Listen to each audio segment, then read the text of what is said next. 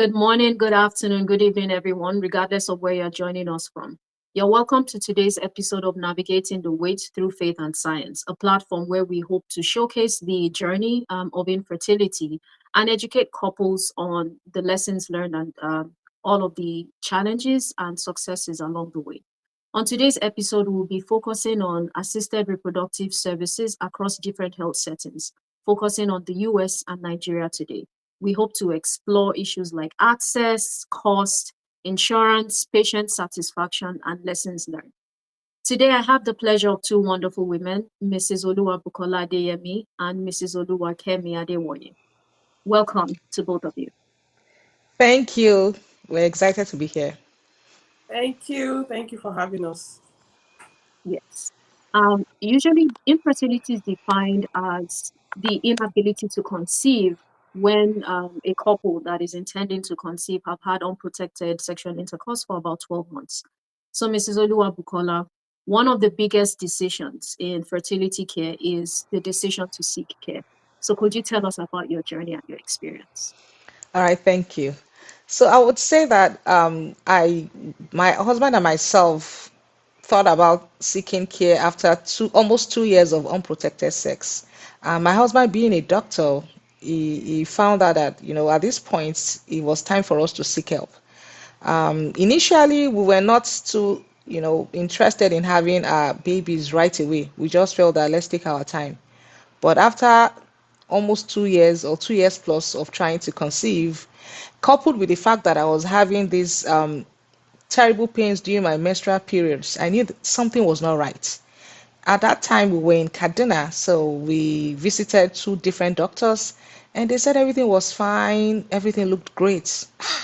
But deep down, I knew there was something wrong because these pains were, excruciating pain every month. So luckily, we relocated to Abuja, and then we got to see another doctor. And for the first time, he was able to diagnose me with endometriosis. That was the first time I was going to hear that word. And then he said I had a lot of fibroids also. So, it made sense to me that, okay, endometriosis and fibroids, that was one of the reasons why I was having those excruciating pains during my monthly period. And then he told me that it was one of the reasons for infertility. So at that point in time, I knew that this was going to be a long ride. And then he suggested that I went for surgery, myomectomy, to take out the fibroids and also to treat the endometriosis. And after the whole procedure, I was still not conceiving. Then I knew that, no, there's something else. So let me stop at that. Mm, mm. Thank you for sharing that. So, Ms. Oluwa Kemi, same question to you. How did you make the decision to seek care? Okay, thank you very much. Before I got married, actually, I had this irregular period thing, and I started seeing a gynecologist even before I got married. So I was on medication to regularize my period, and like that on and off. It became regular at some point.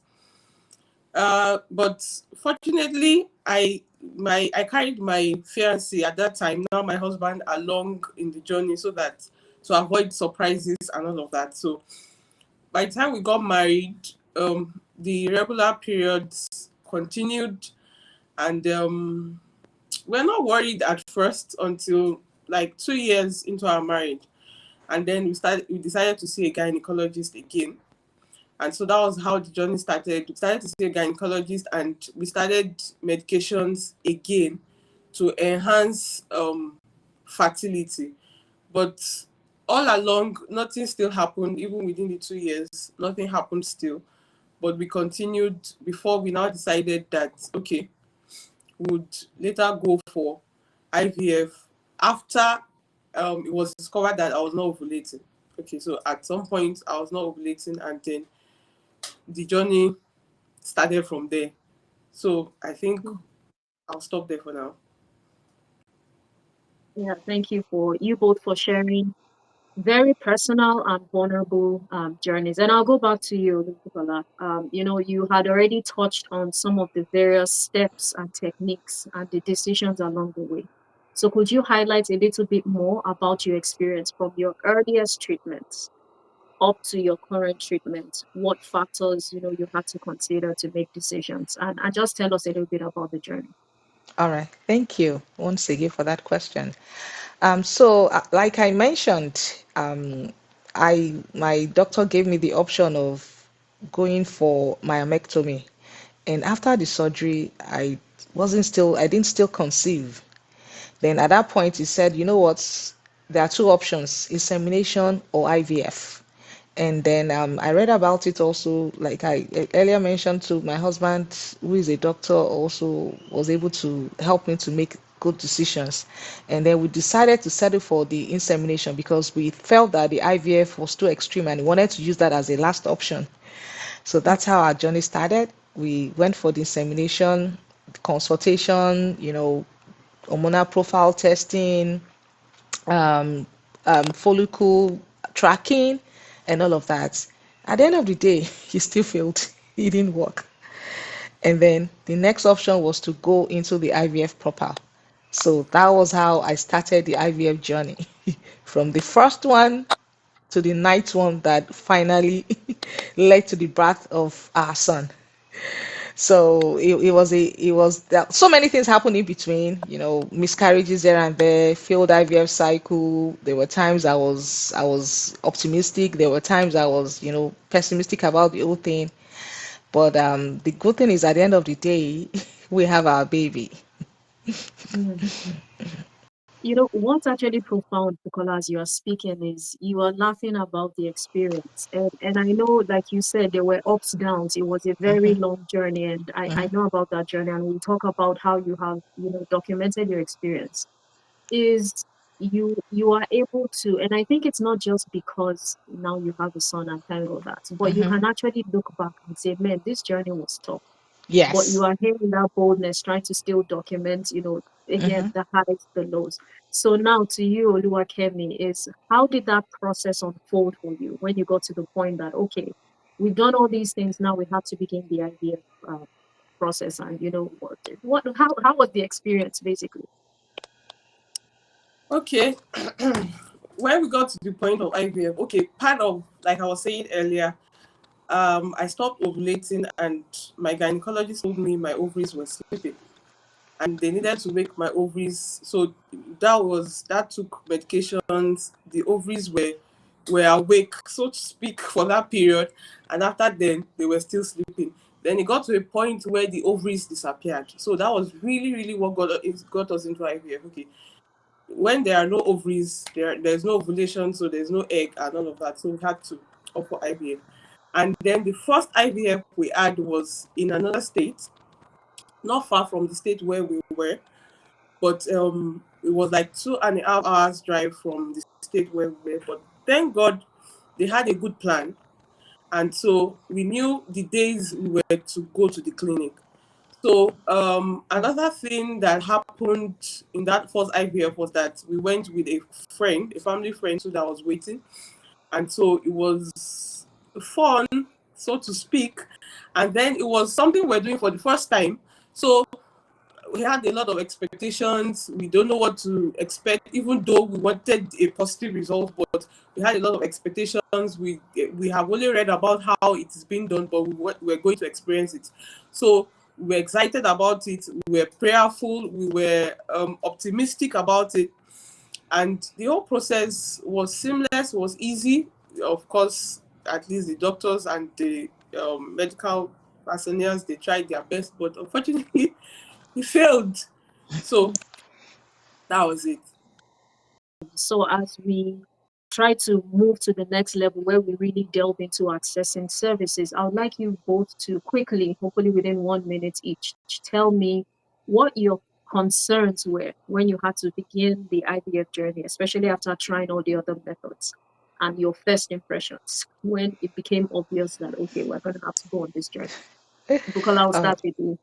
Thank you. So let me start with the impression. I thought that, IVF, it's like 100% guarantee. You're going to have a baby Mm, because they are going to do it outside your uterus. The embryos are fine. Everything is fine. So I never knew that there will be disappointments down the journey. And so that was my impression that, we go in, we get our babies, and that's all. But when the concerns started coming in was when I had to start with consultations. Going in today, going in tomorrow, different tests, ovulation induction, egg retrieval process. It was overwhelming for me. Sometimes my body won't even take all those things. They were painful, physical pain, mental pain, emotionally.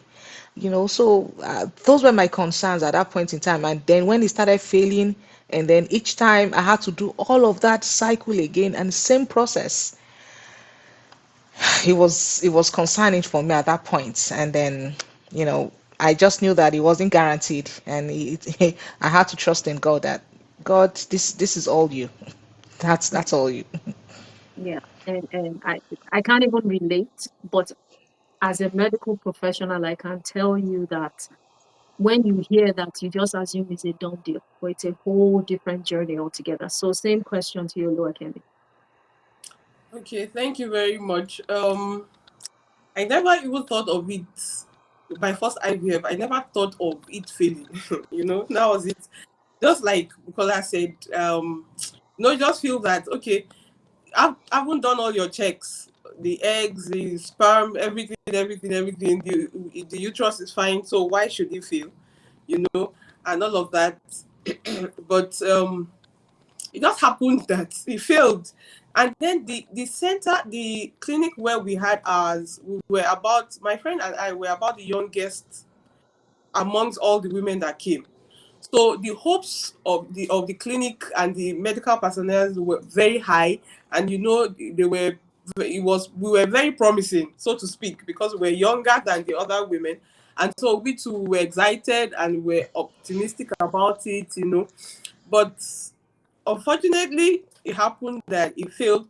So, but I must say I was disappointed, but at the same time, I was proud of myself that I've always heard of this IVF thing. That okay, for me to even take a bold step to go ahead and do this IVF, I have done well for myself, so to speak. I have tried, so to speak.